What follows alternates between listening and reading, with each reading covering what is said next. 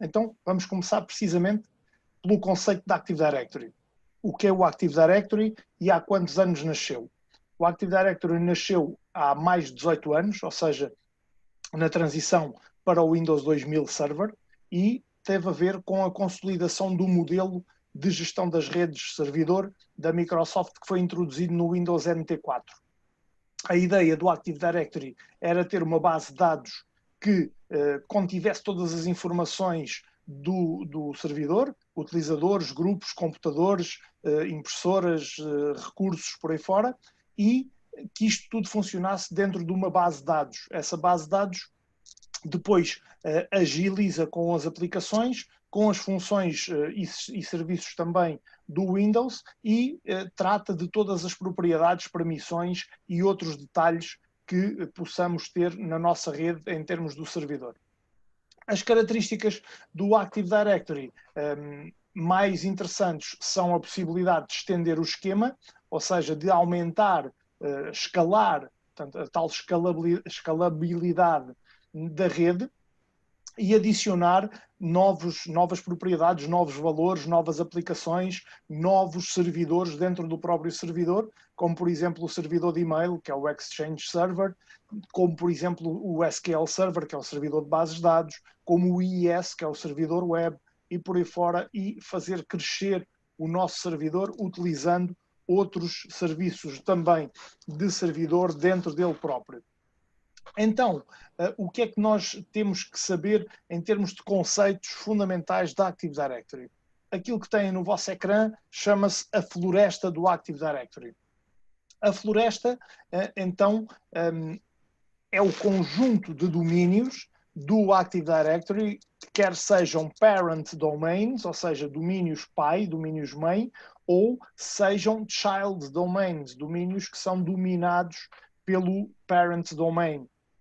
Então, quando criamos o primeiro controlador de domínio, temos que criar também o nome da floresta. Já mostrei isto no webinar da Active Directory, quando configurei o Active Directory, e o que nós temos que atribuir é o nome do domínio e também o nome da floresta. O nome do domínio pode ser qualquer coisa, ponto qualquer coisa.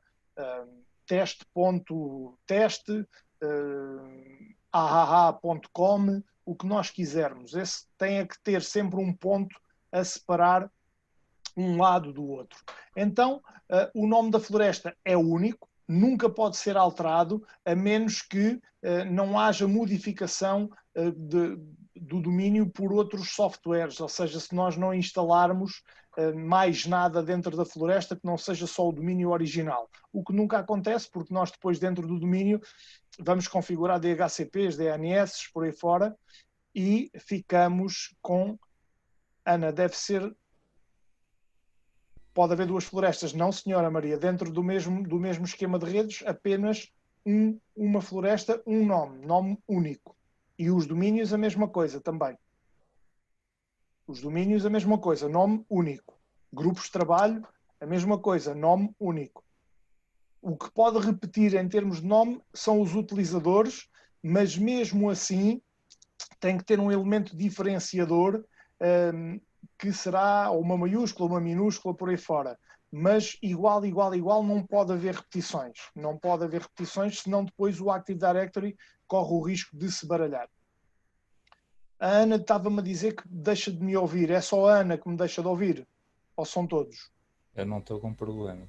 Estou a ouvir bem. Ana aqui também está bom.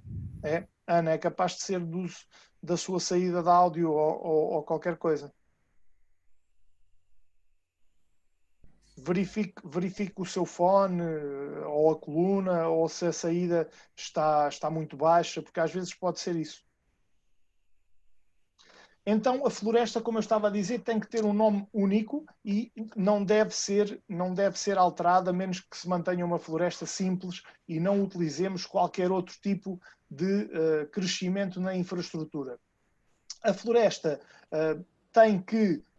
pode comunicar com outra floresta, mas para isso tem que estabelecer uma coisa que em informática se chama relações de confiança. As relações de confiança são uma coisa que configuramos mesmo dentro do nosso servidor.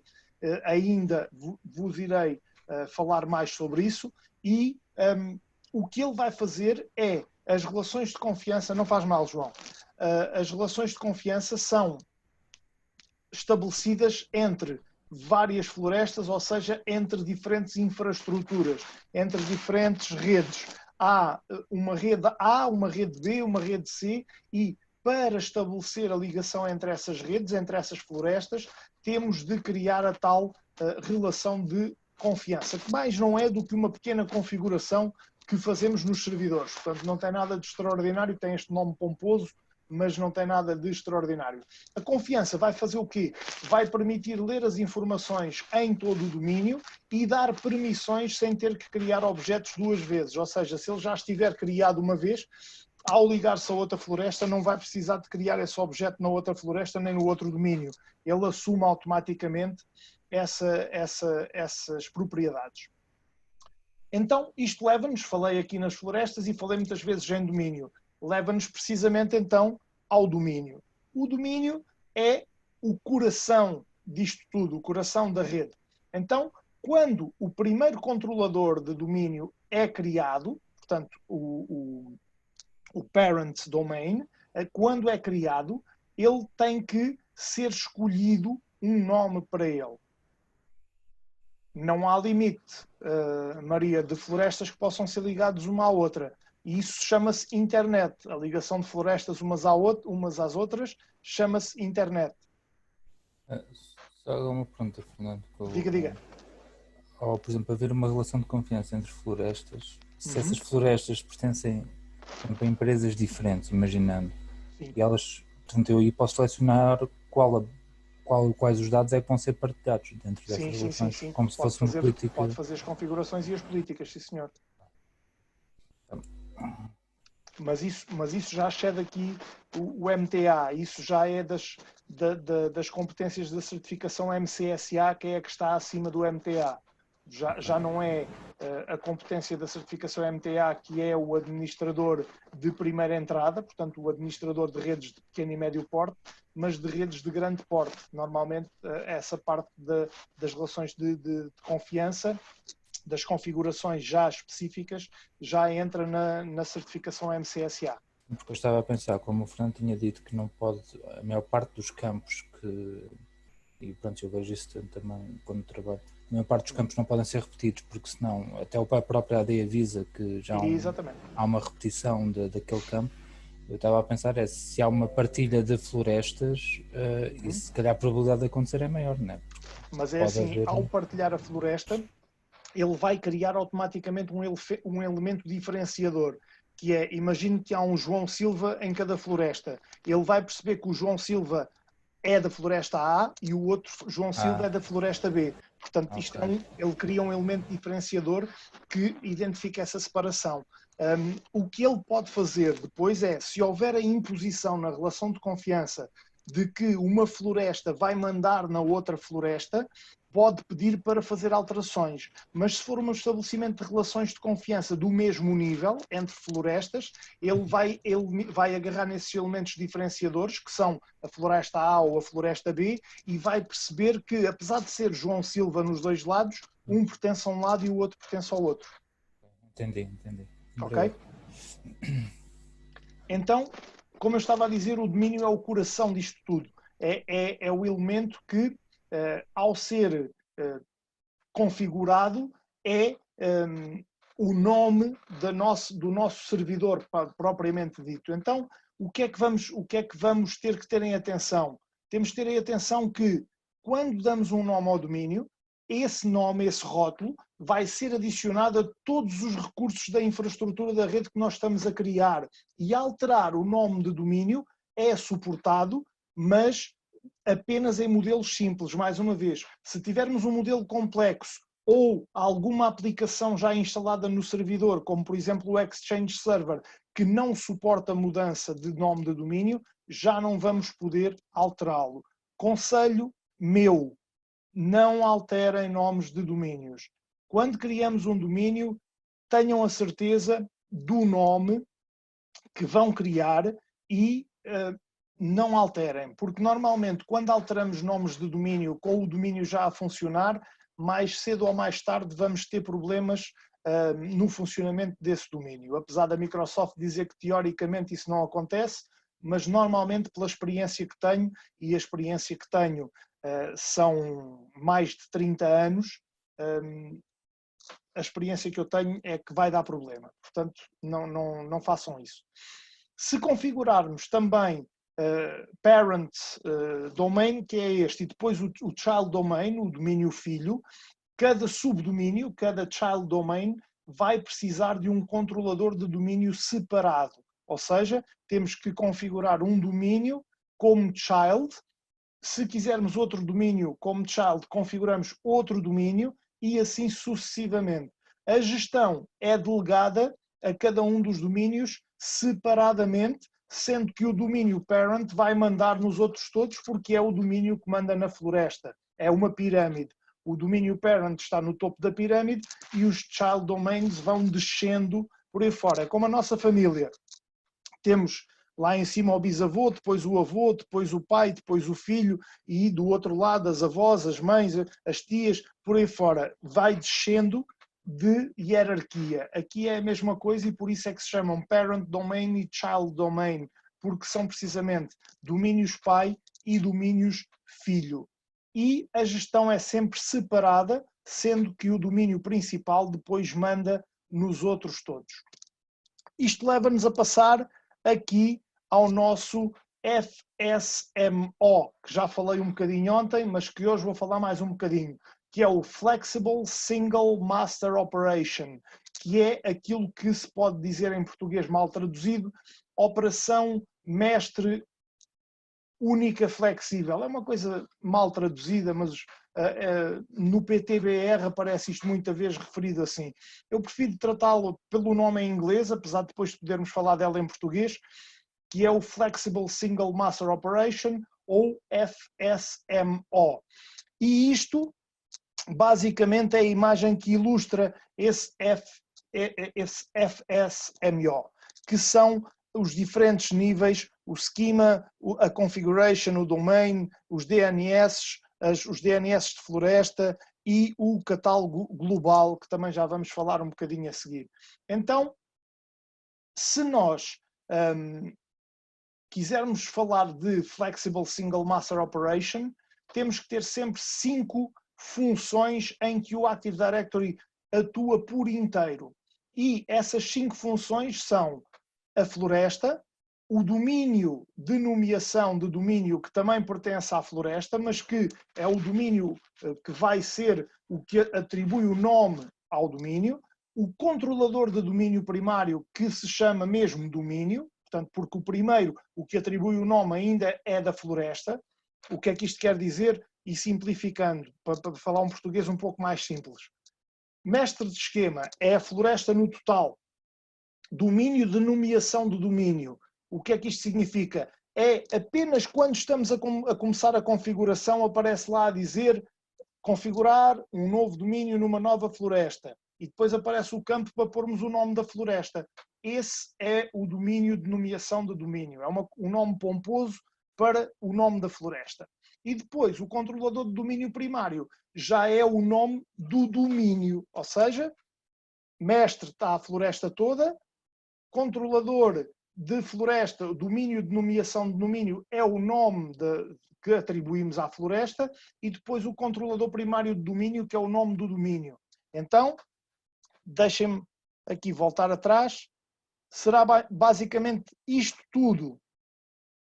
Isto tudo é a floresta, portanto é o mestre de esquema.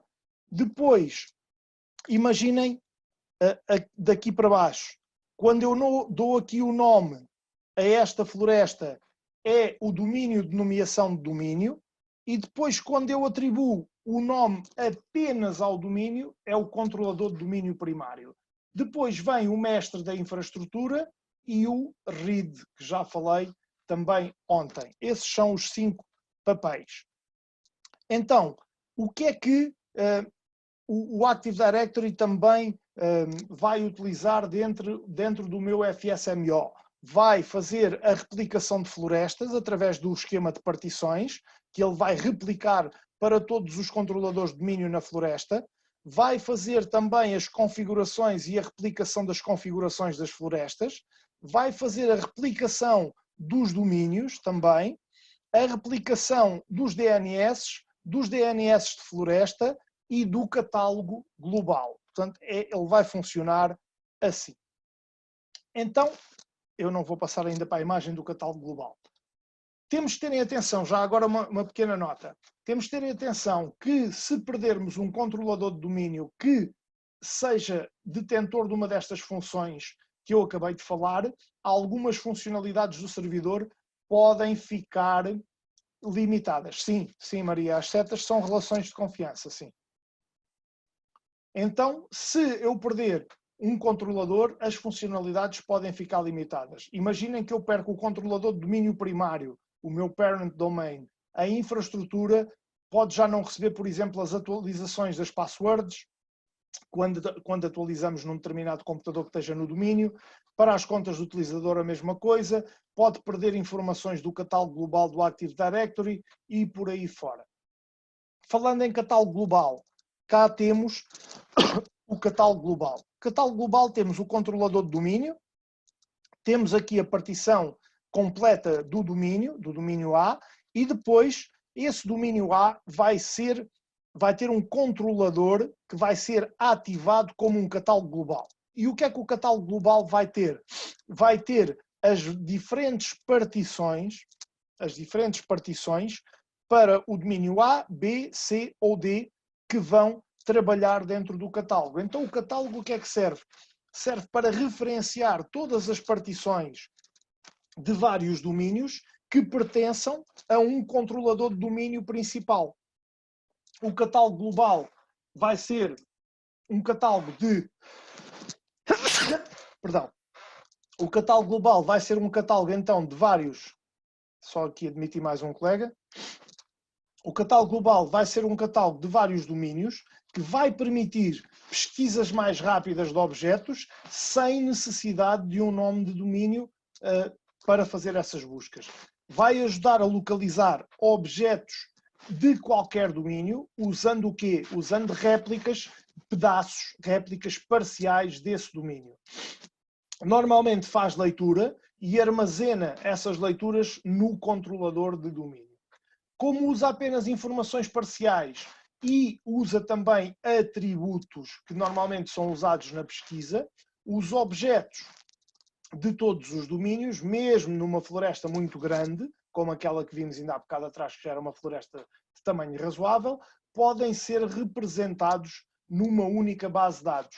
E essa única base de dados chama-se o catálogo global. Ou seja, todos os domínios e todos os controladores de domínio são representados numa única base de dados, que é o catálogo global. E depois o catálogo global manda as informações para o controlador de domínio principal. O catálogo global é criado e é mantido pelo sistema de replicação do Active Directory Domain Services, e os atributos que são pré-definidos são copiados de um catálogo global e são conhecidos como o conjunto de atributos parciais. Porquê? Porque ele só precisa desses atributos parciais para fazer as suas pesquisas dentro do catálogo global. Os utilizadores podem adicionar, apagar, alterar atributos armazenados num catálogo global, desde que tenham para isso permissões do administrador. A prática recomendada em termos de servidor, é adicionar um catálogo global em cada controlador de domínio. Ou seja, se eu tiver vários controladores de domínio, devo criar um catálogo global para cada um desses controladores de domínio. Depois temos, importantíssimo para qualquer rede e para o Active Directory, o DNS. O DNS que está aqui representado por este desenho e que nos fala dos IPs e da conversão dos IPs. Mas o DNS mexe com segurança, mexe com as clouds, mexe com a rede, com o armazenamento, com os dados, com o controlo de transferência e transações de dados, e depois então chega a trabalhar diretamente com o IP. O DNS como eu já expliquei várias vezes em vários webinars e em vários documentos, é um sistema de nomes de domínio. O que é que ele faz? Ele faz conversão de nomes para IPs e de IPs para nomes, mapeando os nomes para endereços de IP. Ele cria um mapa e nesse mapa faz a correspondência entre determinados endereços de IP e nomes de DNS. Sem o DNS não seria possível nós fazermos consultas escrevendo num browser www.google.com, por exemplo. Seria completamente impossível porque teríamos que saber o IP de cor para podermos fazer a consulta. Então, o que é que os servidores de DNS são responsáveis? São responsáveis por domínios específicos e podem atribuir nomes e nomes a subdomínios. Perdão. Sem o DNS, o Active Directory falha e não vai trabalhar de todo. Sem DNS, bloqueia, não há comunicação. Do lado do cliente, agora já não falando do servidor, mas do cliente, da máquina que acede ao servidor, o DNS é responsável por iniciar e sequenciar as consultas para fazer a resolução de nomes e de IPs, e essas consultas não funcionarão se o DNS não estiver bem configurado e bem ativado na rede. Boa tarde, Nuno. Cada controlador deve ter a função DNS sempre ativada e para para aumentar a tolerância a falhas. Quando há um problema com a resolução de nomes em IPs ou de IPs em nomes, temos que verificar os logs. Os logs podem ser vistos, por exemplo, no Event Viewer, e temos que verificar os logs DNS para perceber o que é que está a falhar em termos da replicação e da resolução. Isto é muito, muito importante e tem que reter esta informação para o funcionamento do vosso trabalho em rede. Então, Fernando, só uma pergunta. Diga, Aquele diga. comando, nós usamos um comando muito dentro do command prompt, dentro do Windows Server, que é o netuse. Isso tem a ver com o DNS também? Também Está ligado a ele? Sim, pode fazer monitorização de DNS, sim. Ok.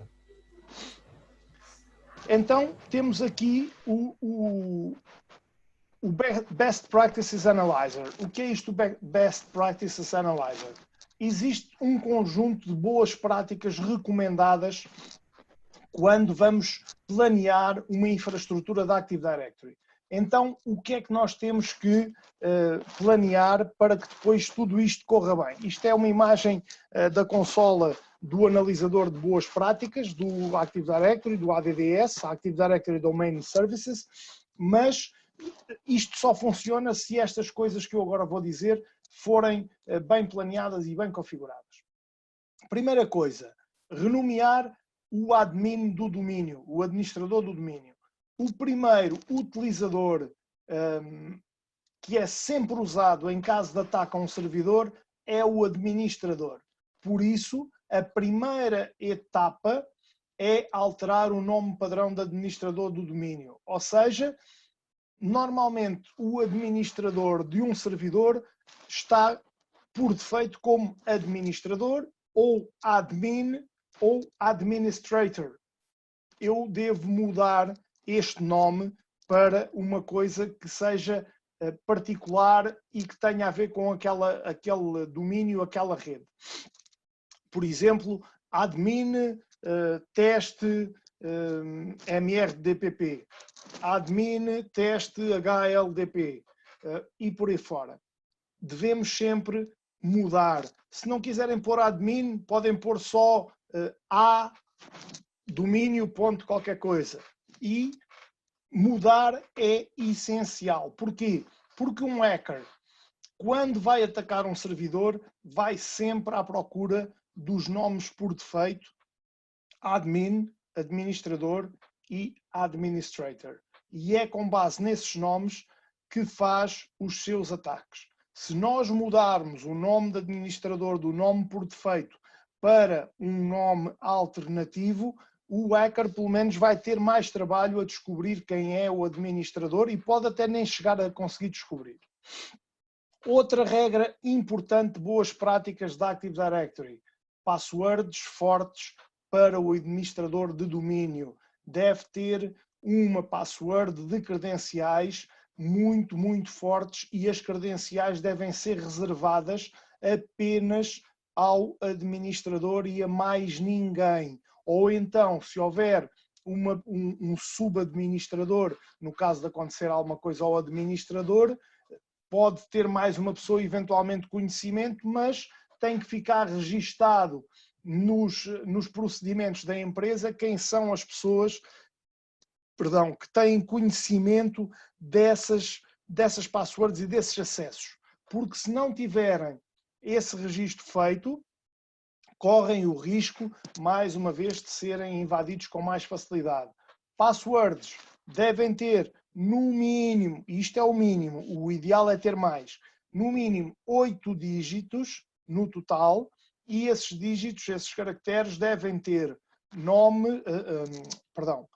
números, sinais, maiúsculas e minúsculas. Números, sinais, maiúsculas e minúsculas. Não devem usar, imaginem que o computador é meu, eu não devo usar na minha password, por exemplo, Fernando123. É uma password fácil, porque é o meu nome. Devo usar qualquer coisa diferente, como por exemplo, sei lá, eu tenho um amigo meu que usa nomes de monumentos internacionais e depois mistura-os com números e com sinais. E às vezes substitui no nome dos monumentos, por exemplo, substitui o E por um 3, o 1 por um ponto de exclamação. Portanto, faz ali criou um conjunto de regras para as passwords dele e ele sabe precisamente como é que há de gerir essas passwords. Portanto, o conselho que eu vos dou é criarem um esquema mental para as vossas passwords. Imaginemos que definem que substituem sempre determinado caractere por um número e outro caractere por um sinal. Fazem isto para 2 ou 3 números e 2 ou 3 sinais. De resto, usam letras maiúsculas e minúsculas e criam as vossas passwords de acordo com este código. Passado um tempo, as primeiras podem parecer complicadas de decorar, mas passado um tempo vão ver que isto torna-se intuitivo e que vai tudo correr com facilidade. Então, mudar o nome do administrador é o primeiro passo de boas práticas. Password forte, cumprindo regras de segurança. Segunda boa prática. Terceira boa prática, credencial dedicada. Isto significa que é separar as credenciais padrão de gestão para evitar um crescendo, um escalonamento, um crescendo em espiral, em exponencial, perdão, no caso de um ataque externo. Ou seja, cada membro da equipa de TI deve ter credenciais dedicadas e diferentes umas das outras. Terceira boa prática. Outra boa prática, atribuir permissões certas. Se temos pessoas na nossa rede que têm que ter multipermissões, ou seja, são administradores de múltiplos níveis, devem ter as permissões certas e as credenciais certas em cada utilizador. Ninguém deve estar acima dos administradores de domínio, ninguém, para evitar a possibilidade de alterar o esquema do Active Directory ou mudar o modelo da floresta sem a permissão do administrador. Nem os patrões das empresas devem estar acima do administrador de rede. O administrador de rede, neste caso, é o patrão da empresa. O patrão tem de se submeter a essas regras de segurança se quiser que a sua rede lhe garanta a segurança. Outra boa prática, configurar as políticas de grupo corretamente. Não se devem usar as diretivas que vêm por padrão de políticas de grupo.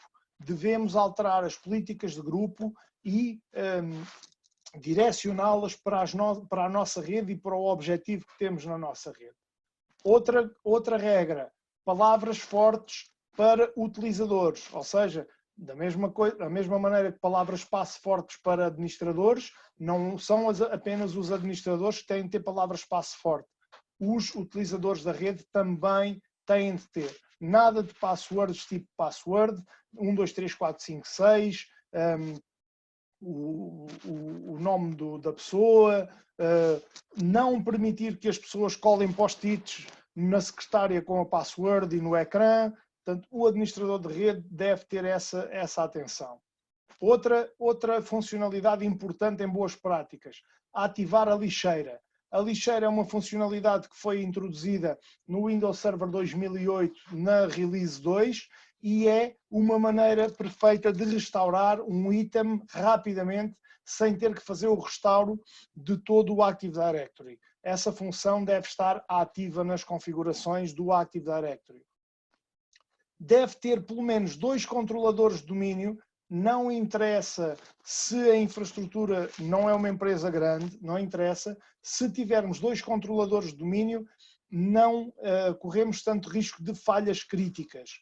Devemos ter isso para que haja a possibilidade de não haver falhas críticas e que a nossa redundância da rede funcione de forma mais correta. Remover itens obsoletos da nossa rede. Muito importante. Tudo o que é obsoleto, fecheiros temporários, utilizadores antigos que já não estão na empresa, passwords antigas, apagar tudo do controlador para evitar problemas de segurança. Um funcionário que se vai embora, remover logo as suas credenciais do servidor para evitarmos problemas de segurança. Controlador de domínio não é um computador. Atenção, não instalar nada dentro do controlador de domínio. Outra boa prática. Nenhum software, nenhuma aplicação, nada. Controlador de domínio serve apenas para a identificação do domínio e tem que estar o mais limpo e o mais liberto possível de tudo o que é terceiros. Outra boa prática, a chamada convenção de nomenclaturas. O que é que isto quer dizer? Quer dizer que antes de criarmos a infraestrutura, temos que ter o tal planeamento, o tal conjunto de regras que eu falei há pouco para as passwords, mas também para nomes de utilizadores, clientes de rede, nomes de computadores, nomes de servidores, dispositivos na rede como as impressoras e os scanners de rede, discos de rede, etc. Tudo muito bem detalhado, bem descrito, com nomes próprios para cada tipo de dispositivo, para cada tipo de utilizador, para cada secção da empresa, cada departamento, tudo muito bem organizado e definido. Isto é uma boa prática de configuração do Active Directory. Além disso, esta boa prática garante uma melhor escalabilidade, uma melhor possibilidade de fazer crescer a rede sem problemas. E estas são, então, as boas práticas. Para terminar o webinar de hoje, só 5 minutinhos aqui sobre boas práticas de máquinas virtuais em servidores, ou seja, algumas regras que devemos ter em conta quando criamos um controlador de domínio numa máquina virtual. Então, em primeiro lugar, temos que ter atenção se a imagem que vamos utilizar para... Sim, Gonçalo, devemos pedir mesmo que ele altere de X em X tempo as passwords. O Gonçalo pergunta se os utilizadores devem alterar as suas passwords de X em X tempo. Sim, senhor. Eu recomendo um mês. Um mês penso que é um período razoável. Não obriga a ter que estar a decorar passwords muito de pouco em pouco tempo, mas ali com pequenas alterações, sim, um mês é um bom tempo para mudar as passwords. Não, desculpa, então, tinha só uma questão. Diga. Há bocado falou que, portanto, ninguém pode estar acima do administrador de domínio ou dos subadministradores de domínio. Por exemplo, se há um grupo, esse grupo na AD dá acesso, seja um grupo admin que dá acesso a determinados parâmetros da AD, se alguém tentar, por exemplo, colocar esse grupo dentro da sua conta da AD, apesar de não ter autorização, a AD avisa aos administradores que avisa, cria um log e avisa, sim senhor. Okay. É uma das ferramentas automáticas do AD, precisamente para os administradores de domínio. Ok. Obrigado. Nada. Então, como eu estava a dizer, importante quando criamos máquinas virtuais, ter a certeza que a imagem que vamos usar do sistema operativo é suportado na máquina virtual. Regra número 1. Regra número 2, ter atenção a pontos de restauro para máquinas virtuais, porque os pontos de restauro em máquinas virtuais podem, se forem mal executados, podem criar problemas no funcionamento das mesmas. Desativar a sincronização de horário, porque o controlador de domínio vai sempre esperar que o horário esteja na parte superior da hierarquia e a máquina hospedeira, a máquina virtual, não vai estar nesta parte superior da hierarquia, de modo que, se tivermos sincronização de horário entre a máquina real e a máquina virtual, corremos o risco de ter pelo menos um bloqueio no controlador de domínio principal. Portanto, não há necessidade de o fazermos. Não colocar controladores de domínio no estado protegido. Porquê? Porque é uma máquina virtual e, se estiver no estado protegido, no estado salvo, ela pode tentar alterar as definições de relógio de forma automática e criar o tal bloqueio que eu estava a falar antes. Não converter controladores de domínio também. Porquê? Porque se eu quiser migrar, por exemplo, do VMware para o Hyper-V ou para o VirtualBox, se eu fizer a conversão do controlador de domínio só para aquela versão de máquina virtual, não vou conseguir fazer a migração. Portanto, atenção também a isto. E as réplicas. As réplicas das máquinas virtuais, apesar, e aqui meia culpa minha, eu uso réplicas de máquinas virtuais, mas apenas para testes. Porquê? Porque as réplicas do Active Directory são melhores do que as réplicas das máquinas virtuais. As réplicas do Active Directory garantem o funcionamento total da floresta e dos domínios e dos subdomínios, e as réplicas das máquinas virtuais, per si, enquanto ficheiros, não garantem 100% esse funcionamento quando são depois replicadas para outro lugar. Portanto, atenção a estas boas práticas. Não sei se tem alguma questão sobre aquilo que falei. Eu, por acaso, estava aqui a lembrar-me aqui de uma que é uma das dúvidas que eu tenho. Por exemplo, na AD, no meu caso, quando eu abro uma conta de um utilizador dentro de um grupo e dentro de um domínio, eu tenho uma opção que é o Attribute Editor. Sim. E eu tive um caso em que eu fiquei na dúvida como é que se consegue fazer, por exemplo, modificações em massa de vários utilizadores ao mesmo tempo, sem ter que ir um a um dentro da Active Directory. Tem que atribuir grupos aos utilizadores e depois faz as alterações nos grupos. Fazendo as alterações nos grupos, ele replica para todos os utilizadores que estiverem dentro desse grupo. Mas se eu quiser só selecionar alguns utilizadores, não todos, dentro desse grupo, o processo é tem que criar um subgrupo para esses utilizadores. Mantê-los no grupo, por exemplo, admin de impressão, mas depois quer também colocá-los no admin de scanner. Então vai atribuir um segundo grupo a esses utilizadores e quando configurar só nesse segundo grupo, ele só muda as permissões para esse segundo grupo. Portanto, adiciona as novas ao que já tinha. Exatamente. Que ele vai perceber que esse utilizador depende de dois grupos. Então, as permissões do grupo A são as do grupo A, as permissões do grupo B são as do grupo B. Obrigado. Já agora vou-vos fazer uma pergunta, porque eu sou sincero. Não tenho a certeza se já vos enviei o documento de ontem, da compilação da matéria de ontem, do webinar. Não. Ainda não? Pronto, é porque eu estive a trabalhar nele, mas entretanto tive que ir à escola, porque eu estou a trabalhar em teletrabalho, mas hoje pediram-me para ir à escola e fiquei precisamente na dúvida se tinha enviado ou se tinha apenas guardado no meu computador. Porque assim daqui a bocado já vos envio, que eu já o corrigi, já fiz a verificação ortográfica e assim daqui a bocado já vos envio esse documento de ontem e depois vou preparar também um documento com os conceitos de hoje para vos enviar.